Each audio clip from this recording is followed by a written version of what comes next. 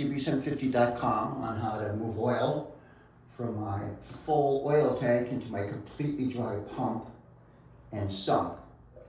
And one fellow suggested pressurizing the tank. He said he actually just blew in it. And I thought about that during the day, and man, that would be the quick fix. So I'm gonna try that first. That'd be pretty cool. Just wire tie a plastic bag here.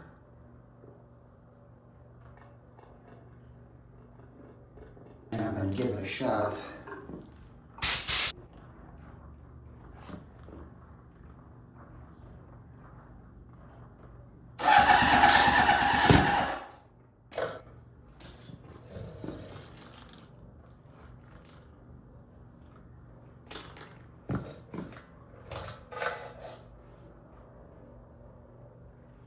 So I tried that. I think that just worked.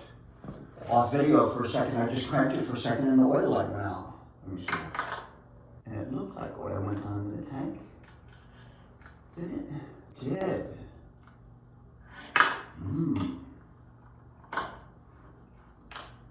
Maybe that worked. Maybe all it needed was that one little psst.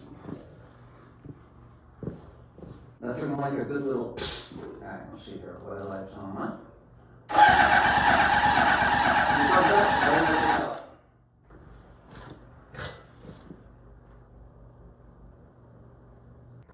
Well, I have somebody to thank for this little trick. I was concerned. I was sort of getting the priming of the oil pump wrong when I was assembling it. If you go back and look at that video, when I put it together, the bike wasn't on its center stand or on its wheels or anything. The motor was tilted up, so kind of stringed out of there anyway, on top of which I wasn't exactly sure what I was doing. I'm gonna have to drop the pan and take another look at that and prime it in this position, which is not the end of the world, but I love an easy fix, and now that was an easy one. And it's so funny, so it just popped off there, but it did do the trick. So the level was a tad over on the dipstick. Not a tad, it was over on the dipstick. Hopefully I showed it in one of the other videos. And, but this time after I blew that in, which I didn't think was going to do anything, but it totally did. When I crank it over, the oil light goes out like appropriately, you know, within 2 seconds. And now the oil level in the tank is spot on, so that probably half quart, which is 3.5. That other half a quart is parked in the engine and is parked in the oil filter. So that, I don't know that for a fact, but that's with a sits with a half a quart in it, and there's 3 here when it is shut down. But well, it seems like a good guess, and I'm going to go with that, and I'm going to say that this part is ready for startup. All right, moving on. Let's keep this project moving. Exhaust next. I won't go over the exhaust too much, although this was the damage that was done that I was so paranoid about putting the battery drain tube on the other day. Anyway, and another thing I did was I had the compressor charged up, so I blew it out, including this drain hole. And this is where and why these exhaust systems rot. So this is inside left. And we knew that because this is where the center stand hits when we roll it off nice and soft, quiet. So I got this Phillips extension to take off these flange mounts for the exhaust. They're pretty loose anyway. I'm going to go ahead and replace these exhaust gaskets since the flanges are off anyway. You could, you'd barely know that they were there with all the carbon buildup until you scrape around them and reveal them a little bit so you can pull them out of there.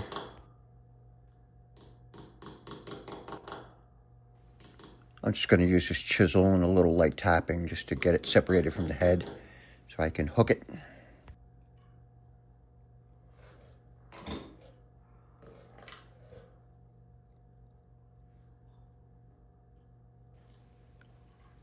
Like that.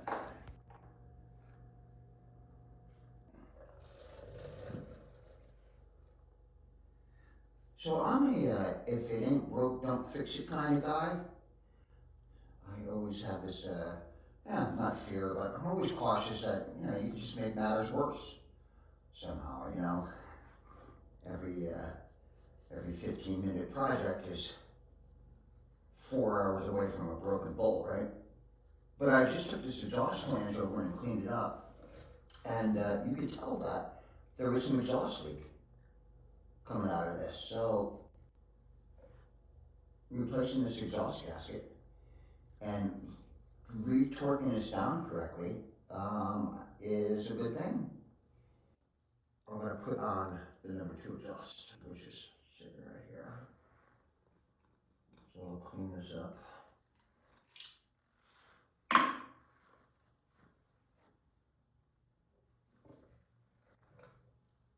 Pull out that gasket. So this is all worked out. I've got this rag here.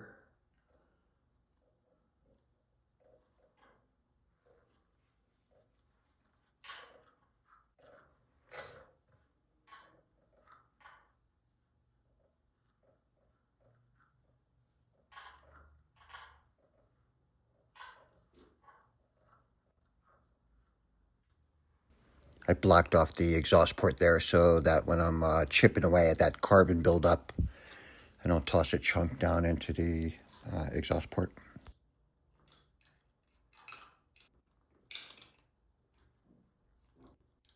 This is all sign of a leak. This is leaky. That excessive buildup there, that's a sign that there was a bit of an exhaust leak out of number 2.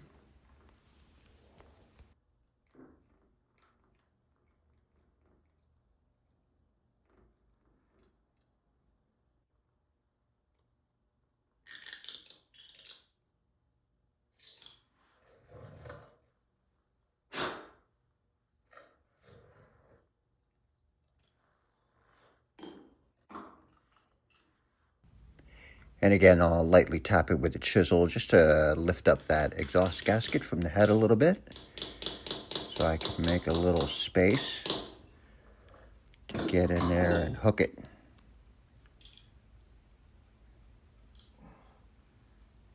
You're out of there. I'm going to start with a little bit of grease. Just so it'll stick in place and not fall out when we put it in. What's wrong with this picture?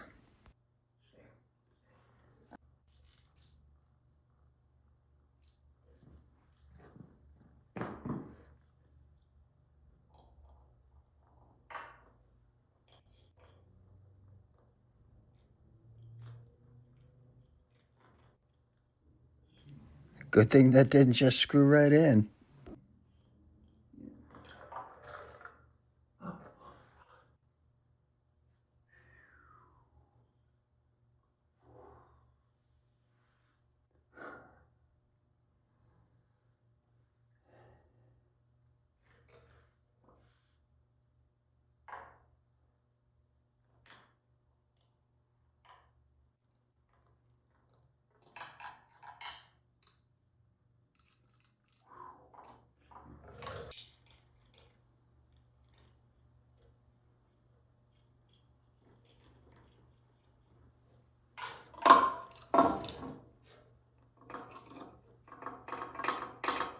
I would have remembered it was in there, but I would have remembered when I was maybe putting on the other exhauster. I would have remembered, but it was possible that it would have been entirely mounted. Not both of them, just that, but it's possible that the number 2 could have been bolted up.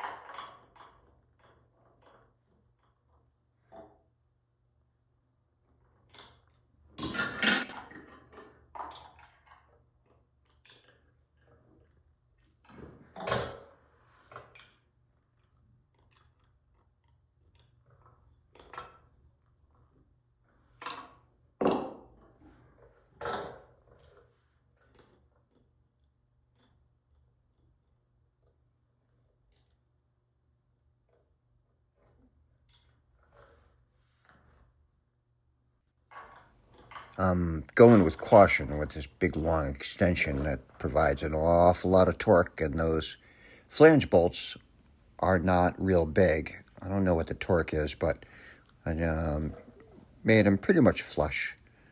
It was as tight as I wanted to go. I think these were a little loose all the while, actually, so that might have been a bit of a problem. That's maybe why I saw some signs of leaking. Finally get to see these freshly painted and detailed up. Here's those colors.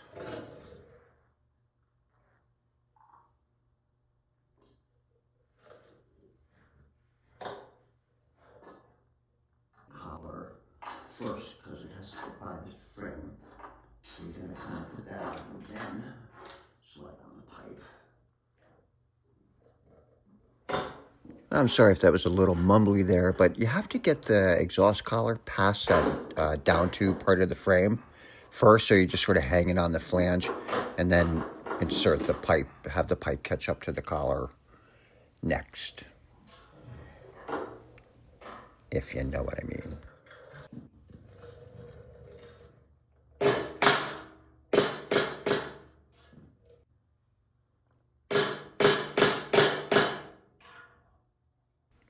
So those couple of taps seated it into place, so it dropped it back enough so that the rear mount, which is actually the rear foot peg, could line up and go through the holes into the frame.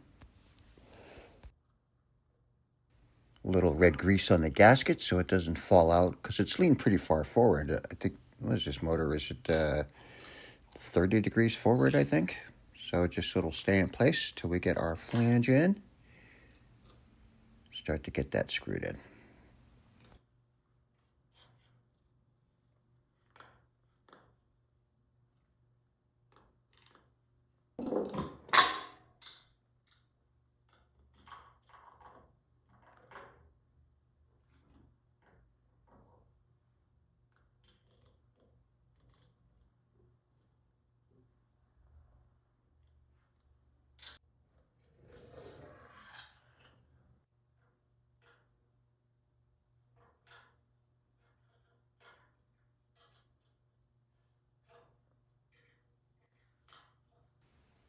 We'll tighten these collars down really good with our fancy stainless steel hex head bolts.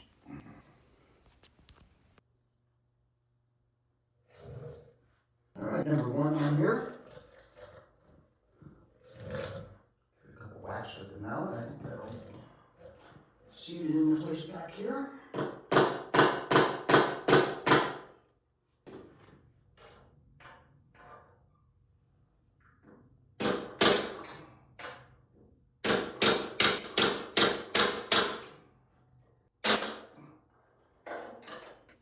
And then the day ended with excessive hammering. I'm not sure what's going on here. Eventually, there didn't need to be any more hammering.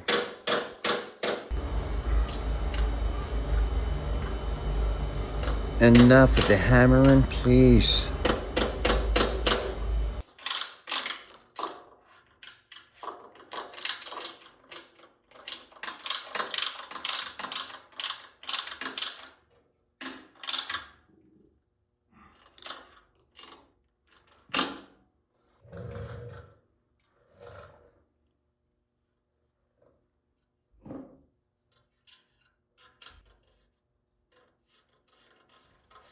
We'll crank down the number one collar nice and tight. That looks good.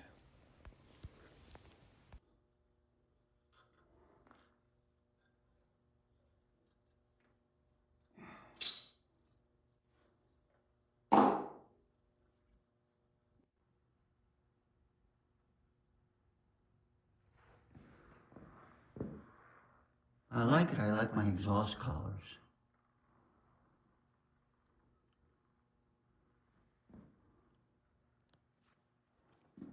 And the rear foot peg mount.